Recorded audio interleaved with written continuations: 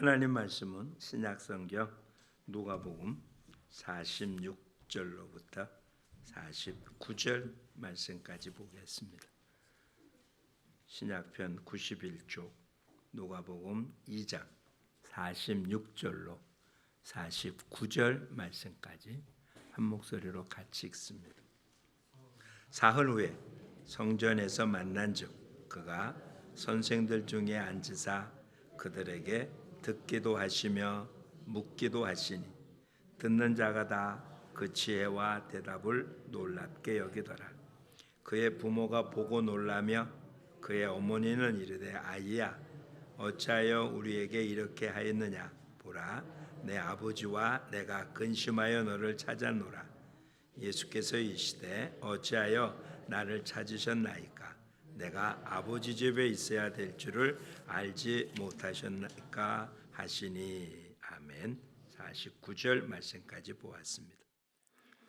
우리는 지금 거룩한 습관에 관하여 말씀드리고 있습니다. 예수님의 삶을 닮아가자는 거죠. 예수님 이 땅에 오셔서 그가 하신 일이 잃어버린 양을 찾아 구원하는 일이었습니다.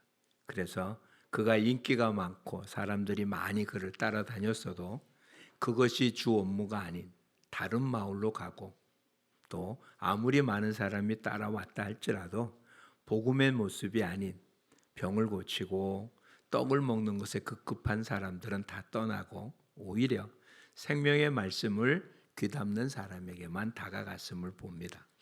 예수님은 이 땅에 잃어버린 양을 찾아오신 것처럼 우리에게도 우리의 삶이 누군가에게 계속 복음이 전해지는 그런 삶을 살기를 원하고 계십니다.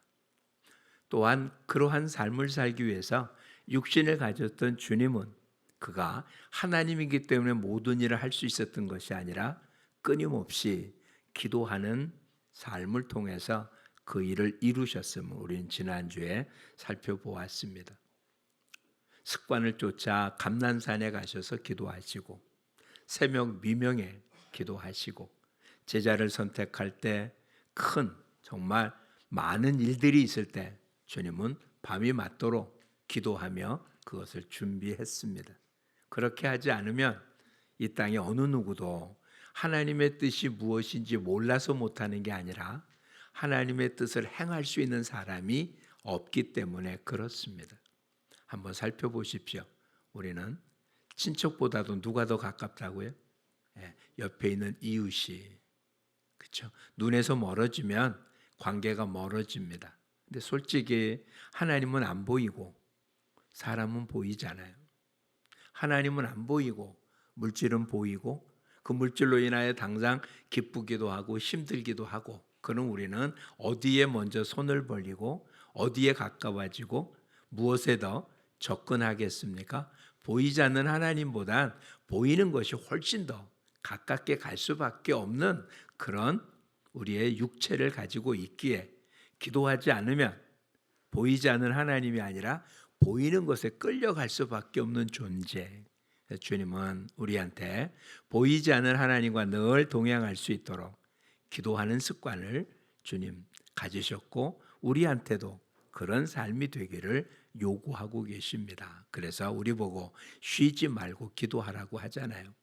모르는 것은 없는데 그게 잘 안 되는 이유는 그것이 몸에 배지 않았기 때문에 그렇잖아요. 안다고 할 수 있는 게 아니라 몸에 배워야 할 수 있습니다. 몸에 뵐 수 있는 일은 어쩔 수 없죠. 반복적으로 그 일을 행하는 것밖에는 없습니다. 반복적으로 행해서 그것이 몸에 익숙해질 때까지 여러분의 삶이 전도하는 일에 또한 기도하는 일이 익숙해질 수 있기를 소망합니다. 오늘은 예수님의 또 다른 모습을 살펴보고자 합니다. 예수님이 어렸을 때 이야기는 성경에 기록된 것이 거의 없습니다. 누가복음에 아주 짧게 기록되어 있는 내용이 전부 다입니다.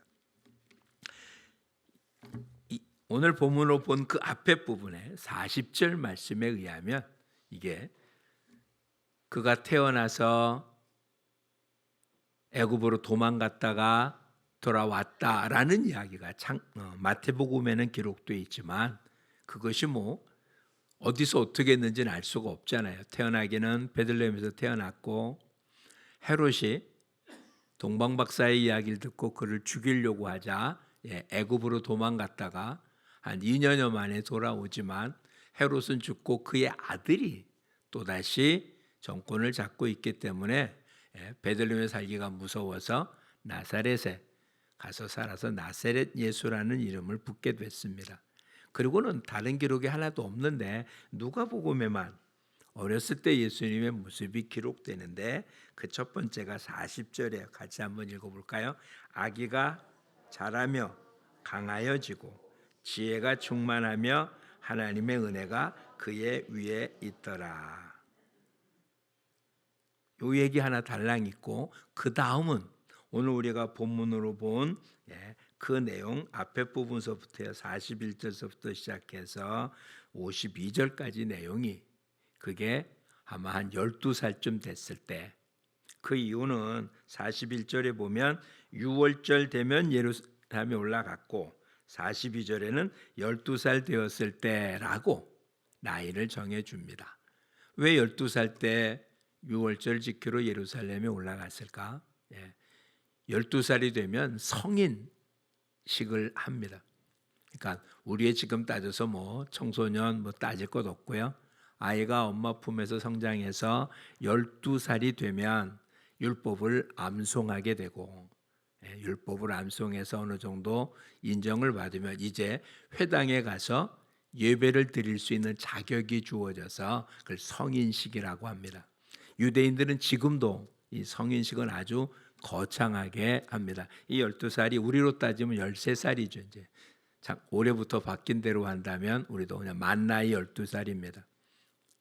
우리한테는 12살이 어려 보이긴 하는데 12살에 율법을 외웠다는 게 심하면 모세오경 전체를 다 외웠다는 얘기예요. 시브리어로 다 외워야 합니다. 지금도 정통 유대인들은 그렇게 합니다. 그다음에 성인식이 돼 성년식이 되면 인치처들이 다 모여서 그를 축하해 줍니다. 이제 한 사람의 인격체로 대하는 거죠. 그래서 그에게 친척들이 돈을 준대요. 그 돈으로 대학을 가서 공부를 하든지 그 돈으로 사업을 하든지 본인이 알아서 하라고 준대요. 그래서 자금은 한 5천만 원, 많으면 한 억대까지도 주어진다고 합니다. 물론 모든 가정이 똑같지는 않겠지만 그러니 12살이 됐으니까 이제 그도 6월절 1년에 3차례씩 남성은 유대인들이라면 예루살렘 성전에 올라가서 절기를 지켜야 하니까 지금 이 본문이 처음으로 성인이 되어서 예루살렘에 올라갔던 이야기입니다. 그래서 다 절기를 마치고 다시 집으로 돌아갔는데 며칠을 지나갔더니 이때는 남자 여자가 같이 가지 않았기 때문에 예수의 아버지는 아버지대로 어머니는 어머니로 가고 예수가 어디 있는지 몰랐던 거예요. 아버지는 엄마랑 같이 갔을 거라고 생각하고 엄마는 아빠랑 갔을 거라고 생각하다가 며칠이 지났어요.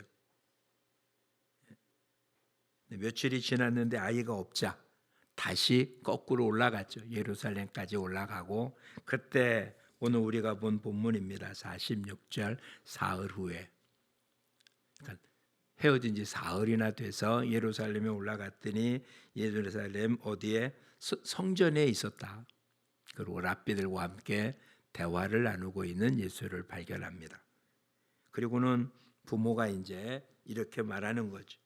어찌하여 우리에게 이렇게 했냐? 내 아버지와 나가 너를 얼마나 근심하고 찾았는지 모른다. 49절 말씀을 우리 함께 읽어보겠습니다. 예수께서 이르시되 어찌하여 나를 찾으셨나이까? 내가 아버지 집에 있어야 될 줄을 알지 못하셨나이까 하시니. 자, 다시 한번 보시죠. 지금 예수님의 부모 요셉과 마리아입니다. 육신의 부모죠. 그가 예수님을 어디서 만났습니까? 46절 성전에서 만났습니다. 그렇죠? 근데 지금 예수님은 성전이라고 안 하고 뭐라고 말하고 있습니까? 아버지 집이라고 말합니다. 그리고 하나님을 누구라고 부르고 있습니까? 내 아버지라고 부릅니다. 유대인들에게 있어서 성전은 그런 곳이긴 하지만 예수님은 예루살렘 성전을 내 아버지 집이라고 부르고 하나님을 내 아버지라고 부릅니다.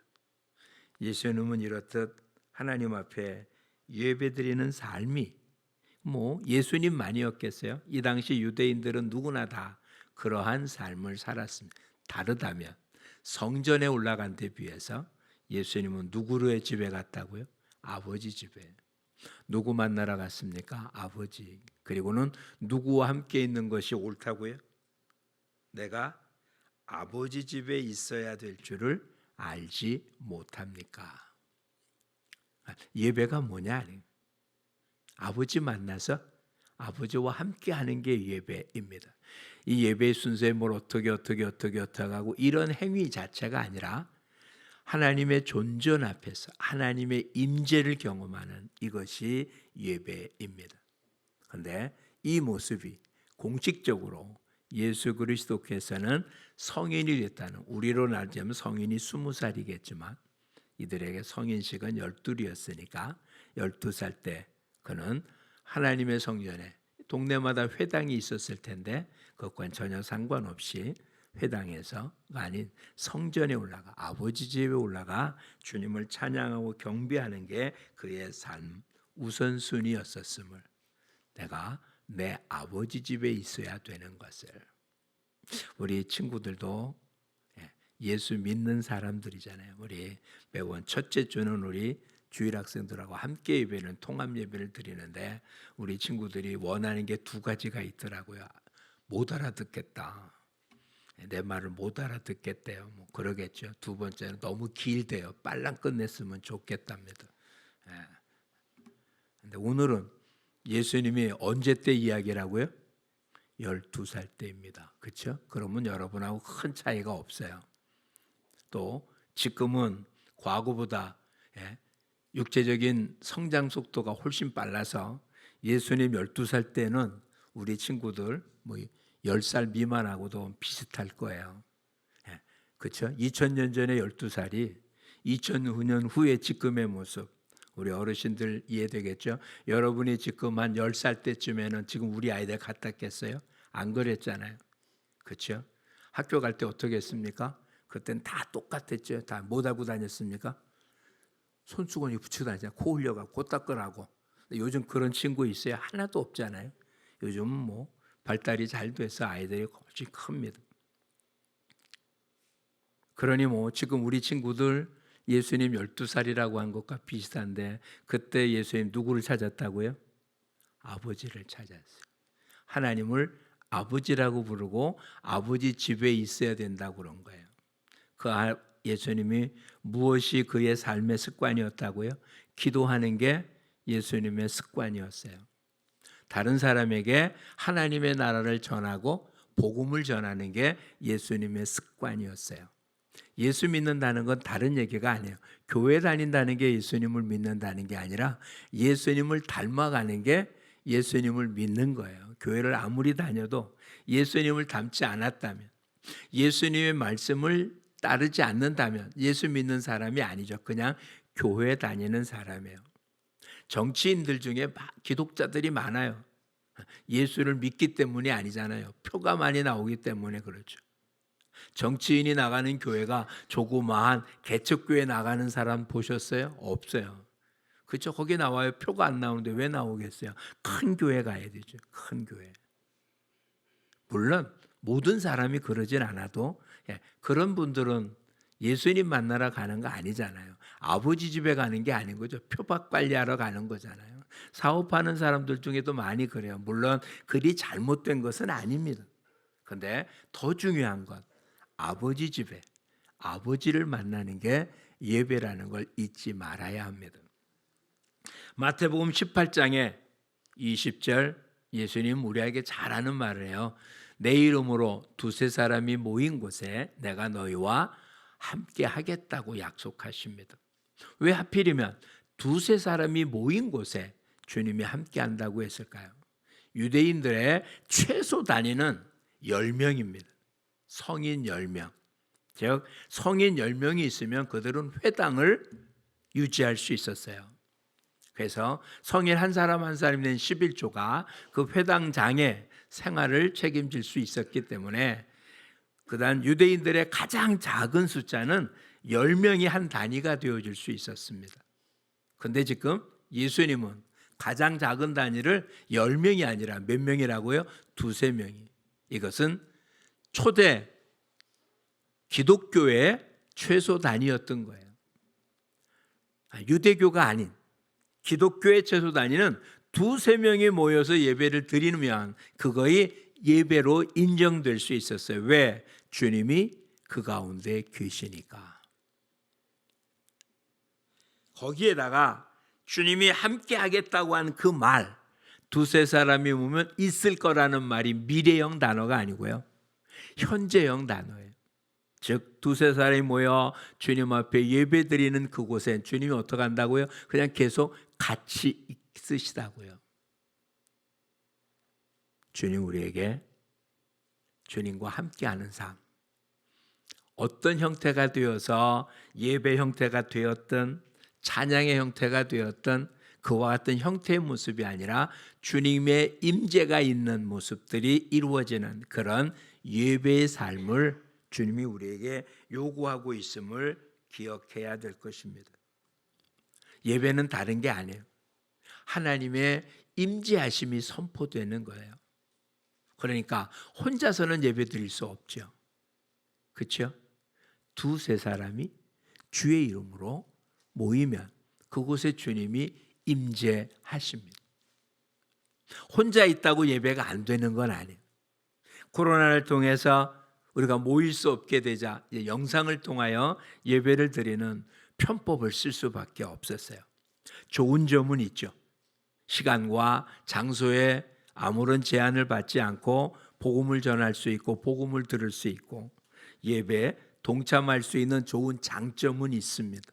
근데 그 장점이 점점 지나쳐 가니까 더군다나 이 시대에 개인적인 성향이 짙어지는 세대에 다른 사람과 어울 필요 없이 그냥 혼자서 영상을 통해서 얼마든지 예배 드릴 수 있다는 착각을 하고 있는 거예요. 말씀을 들을 수 있지만 예배를 드렸다고 할 수 없잖아요. 왜? 그것도 온 가족이 함께 모여서 영상에 참여한다면 모를까? 방에 혼자 앉아서 혼자 보고 있다. 물론 상황이 그렇게 될 수밖에 없는 모습도 있겠죠. 근데 그러지 않은 상태에서 그걸 예배라고 하겠습니까? 없잖아요. 그럼 부득이한 상황에 사용할 수 있는 방법이지 그게 일상적인 방법으로 쓸 수 있는 모습은 아닌 겁니다. 예배란 하나님의 임재를 경험하는 것입니다. 근데 뭐라고요? 주의 이름으로 두세 사람이 모인 곳에 어떻게 하겠다? 내가 그와 함께 하겠다고요. 이 말은 예수님이 하신 그 당시엔 이런 이야기가 되는 거예요. 지금 이 말이 제자들이 예수님을 둘러서서 물어봤을 때 대답했거든요. 현실적으로는 예수님이 정말 그들 가운데 계셨어요. 그러면서 말한 거라고요. 근데 부활하고 승천한 뒤에는 육신으로 계신 예수를 우리가 볼 수는 없잖아요. 이젠 우리 안에 거하시는 성령님이 우리와 함께 하실 뿐입니다. 그 성령님이 함께하는 하나님의 임재가 나타나는 하나님의 임재를 경험하는 그에게는 다른 말로 하면 하나님께 집중하는 이것이 예배인 거예요. 그러니까 예수님은 하나님에게 집중하는 삶을 살았다는 거죠. 오늘 우리들도 모이는 이유가 다른 데 있지 않아요. 우리 한 주간 함께 기도하자고 기도문을 논하드렸잖아요. 주일날 예배 드리기 전에 드리는 예배를 위한 기도 가운데 예배가 음악이나 그 어떤 것, 사람이나 이런 것이 아닌 예수 그리스도에게만 집중되는 예배가 해결달라고 기도합니다. 이건 아주 중요한 것입니다.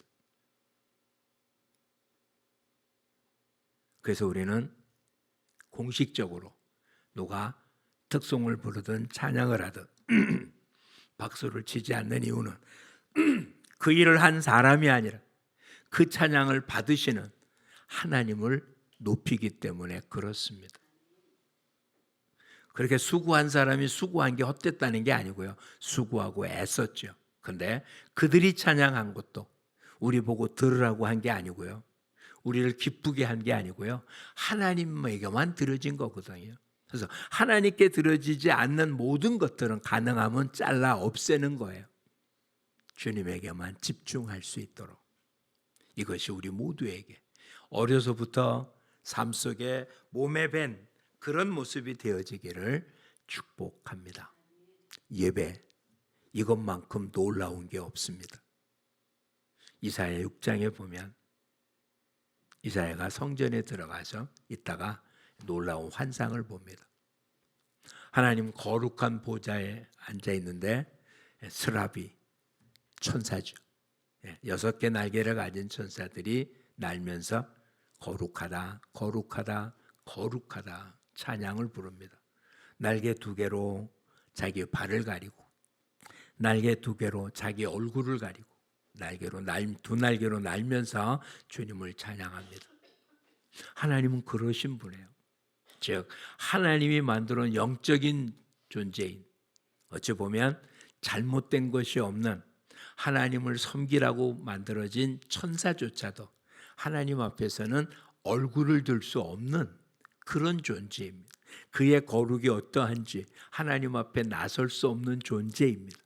그런 하나님 존전에 와서 주님의 성호를 찬양하고 주님과 함께 주님의 인재를 맛본다.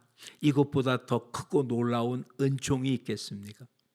구약에 나타난 인물들은 뭐라고 했습니까? 주님의 임재가 나타나면 다 죽었다고 생각했어요. 그의 거룩하심 앞에 자기의 더러운 모습이 어떻게 드러나냐.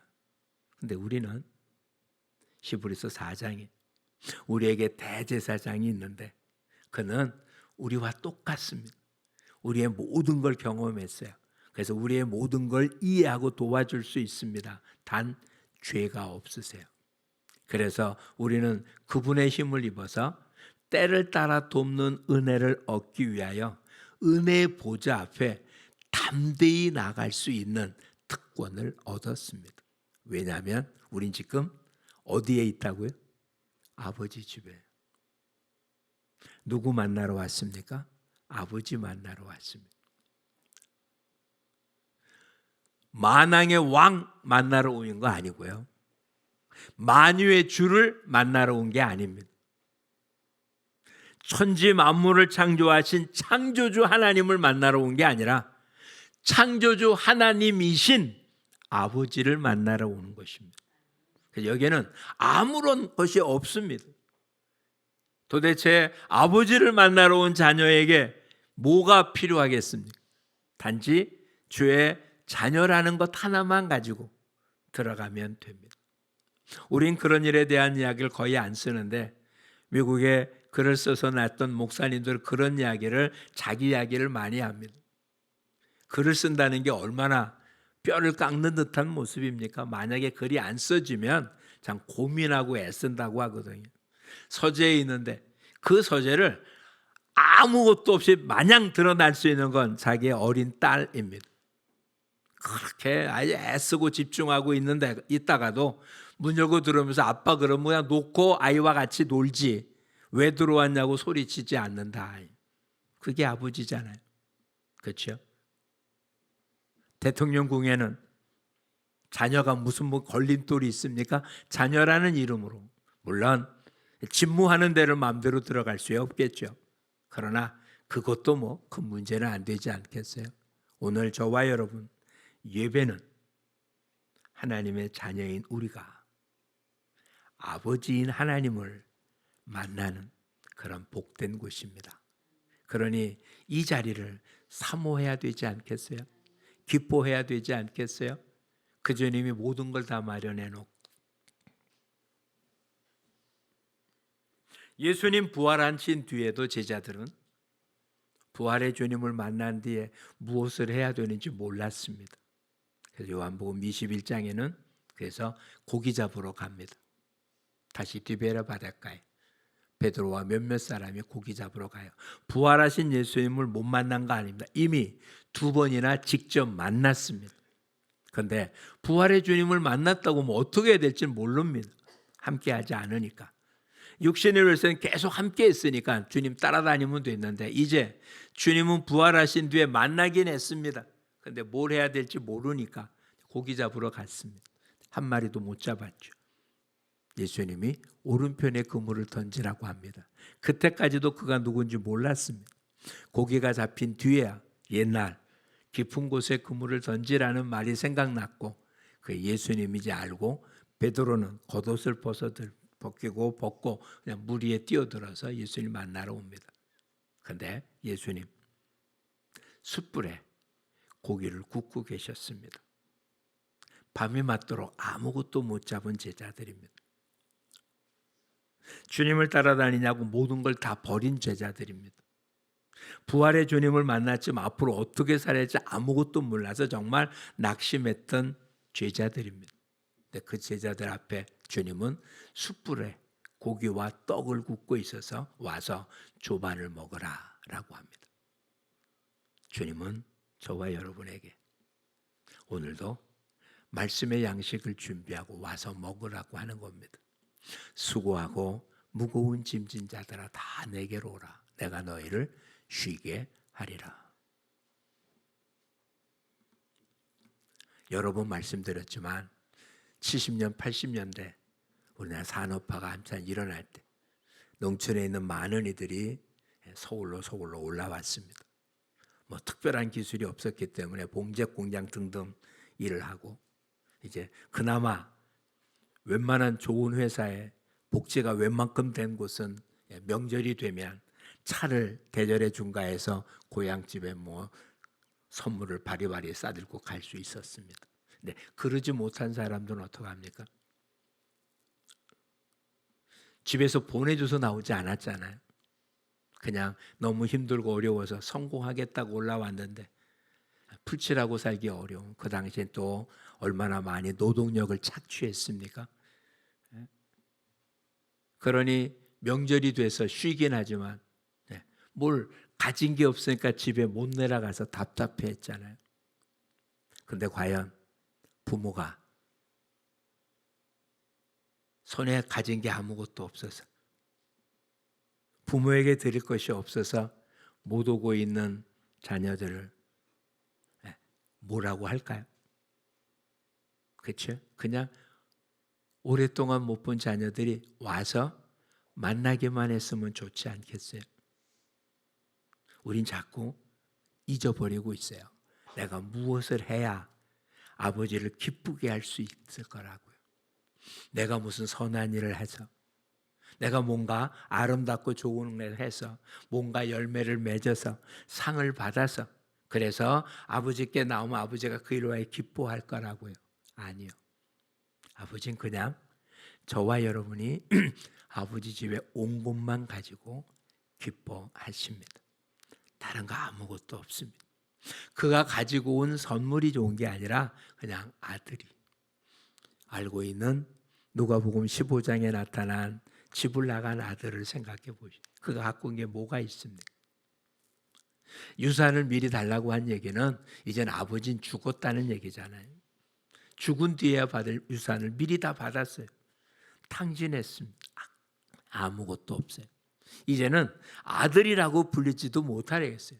근데 굶주려서 아버지 집에는 하인, 종들조차도 배부른데 나는 이곳에서 굶어 죽겠다고 생각하고 아버지 집에 오면 아버지 집이 아니잖아요.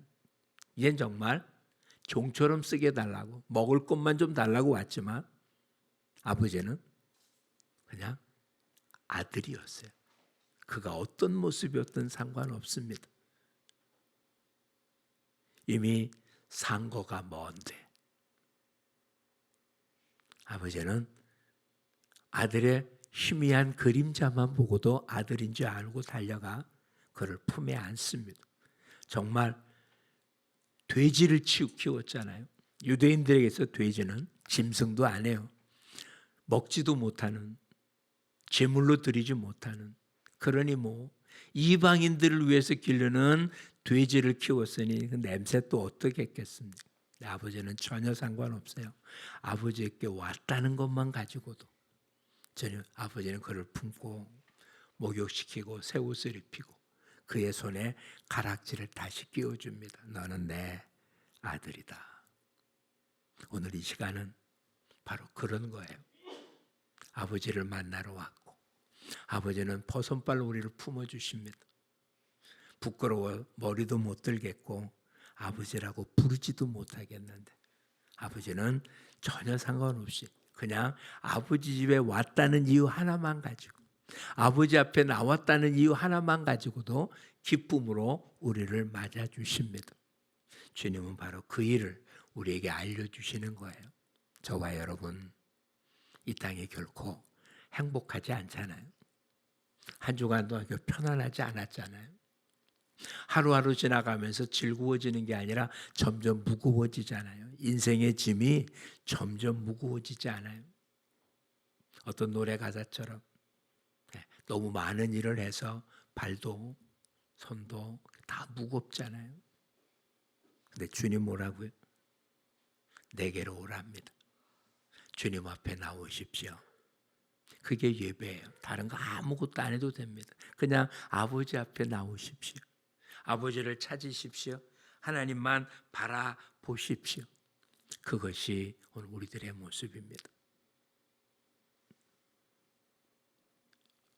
사람이 다른 동물과 다른 것 중에 하나가 뭔지 아십니까? 저 이렇게 두 발로 걷는다는 게 평생 두 발로 걷는 두 발로 걷는 짐승도 몇 있잖아요. 그렇죠? 원숭이나 고릴라들도. 근데 계속 두 발로 걷지는 못하거든요. 두 발로 걷는다는 게 무슨 뜻일 것 같습니까? 하늘을 볼 수 있다는 거예요. 왜 하나님이 사람을 두 발로 걷게 만들었을까요? 하늘을 볼 수 있도록, 위에 계신 하나님을 바라볼 수 있도록. 그래서 사도 바울은 골로새 교회에 보낸 편지 가운데 거듭난 사람들은 위의 것을 바라라고 그렇게 권면하고 있습니다. 그게 예배인 거예요. 물론 정해진 시간에 함께 드리는 이 공예배 중요합니다. 근데 실상 우리는 이 공예배는 일주일에 한 번, 두 번밖에 못 드리는 시간이잖아요. 일상생활 속에서는 늘 주님을 바라보고 사는 삶, 그게 일상의 예배이죠. 그래서 로마서 12장에 뭐라고요? 아버지의 뜻이 무엇인지 분별하여 하나님께 영적 예배를 드리는 삶이 예배가 되어지는 그런 삶을 하나님이 원하신다고 말씀하십니다. 주님은 어떤 분이셨습니까? 아버지를 찾는 분이었어요. 그가 마지막 외친 말 중에 한마디가 뭘까요? 아버지여, 저들을 용서하여 주시옵소서였어요. 예수님은 철저하게 아버지를 찾으며 살았습니다. 오늘 우리 모두도 그런 삶을 통하여 주님을 닮아가는 우리 모두가 되기를 축복합니다. 우린 계속 이 땅에서 독립해야 된다는 말을 들었어요. 틀린 말이 아니잖아요. 근데 점점 캥거루족이 생겨서 문제긴 하지만 어쨌든 이 땅에서는 독립해야 된다고요. 육적인 모습에 누군가에 의존하는 것은 결코 아름다운 모습이 아닙니다. 그런데 이게 도가 지나쳐서 이 독립이 하나님으로부터 독립되는 것이 자랑스럽게 이야기하는 시대가 되어버린 거예요. 우리는 하나님을 떠나서는 살 수 없는 존재입니다. 이 땅의 모든 비극은 하나님을 떠났기 때문에 나타난 일이거든요. 그러니 이 비극을 해결하는 유일한 방법은 하나님께 돌아오는 방법밖에 없습니다. 하나님께 돌아왔다, 즉 예배밖에 없는 거예요. 또 한 가지만 생각해 보십시오. 그러면 천국은 어떤 곳이겠습니까? 우리가 영원히 사는 그곳은 어떤 곳일입니까? 날마다 주님을 찬양하는 곳입니다. 일주일에 한 번 예배 드리는 것도 힘들어 한다면 천국이 지옥이겠습니다. 안 그래요? 일주일에 한 번 예배 드리는 것도 참 도살장 끌려가지처럼 나와 앉아 있다면 영원토록 주님을 찬양하는 곳은 그것보다 더 큰 지옥이 세상에 어디 있겠습니까? 그렇죠? 말도 안 되는 억지지만 논리로 따지면 가능하지 않겠어요? 여러분은 천국을 천국다운 삶을 살기 위해서는 이 땅의 어떤 예배가 기쁨이 되지 않는 한 천국이 기쁠 수는 없을 겁니다. 그러니 이제는 주님과 함께하며 주님을 바라보며 주님을 사모하며 주님을 찬양하며 주님과 함께하는 임재의 시간이 기쁨의 시간이 되어야 천국이 진짜 천국으로 느끼는 삶을 살 거거든요. 그러니 이제 여러분의 가정에도 주님이 늘 임재하는 모습이 되도록, 여러분의 일터에도 주님이 임재하는 곳이 되도록, 여러분이 가는 곳곳마다 여러분만이 아니라 여러분과 함께하는 주님이 있기에 그곳이 예배드리는 거룩한 곳이 되어서 하나님께 영광을 돌리는 우리 모두가 되기를 축복합니다. 어쩌다가 아니라 예배가 우리의 일상이 되어서 주님을 닮은 우리의 모습으로 살아가는 그러한 삶이 될 수 있기를 축복합니다. 이동원 목사님은 예배를 이렇게 표현했어요. 끊임없이 하나님을 바라봄. 우리 모두도 주님을 늘 바라봄으로 예배자로 살아 주님으로부터 칭송을 듣고 주님 주시는 평안함으로 충만히 이 땅에서 천국의 삶을 누리고 사는 여러분 모두가 되기를 축복하고, 우리 어린 친구들 예수님 12살 때 그 당시 선생님들과 얘기하면서 오히려 선생님들이 말이 막혔대요. 하나님 말씀 앞에. 그러니 우리 친구들 예수님 닮기를 축복합니다. 기도하겠습니다. 참 좋으신 아버지 고맙습니다.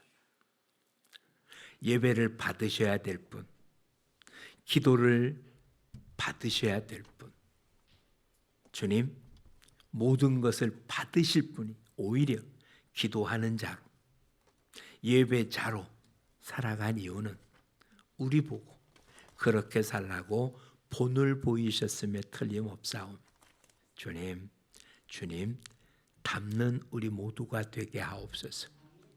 전도하며 기도하며 살았던 삶, 또한 늘 아버지를 바라보고 창조주 하나님이 아니라 전능하신 하나님이 아니라 창조주이시며 전능하신 하나님이신 아버지를 날마다 바라본 예수님처럼 오늘 우리들도 일상생활 속에서 아버지를 바라보고 그 아버지와 함께하며 그 아버지의 임재를 임식해서 하나님의 권능 가운데 이 땅에 능치 못함이 없으신 주님의 능력, 아버지의 능력을 이어가고 예수님이 했던 것보다 더 크고 놀라운 일들을 감당하는 이 시대 하나님의 자녀로 살아가는 우리 모두가 되게 하여 주옵소서.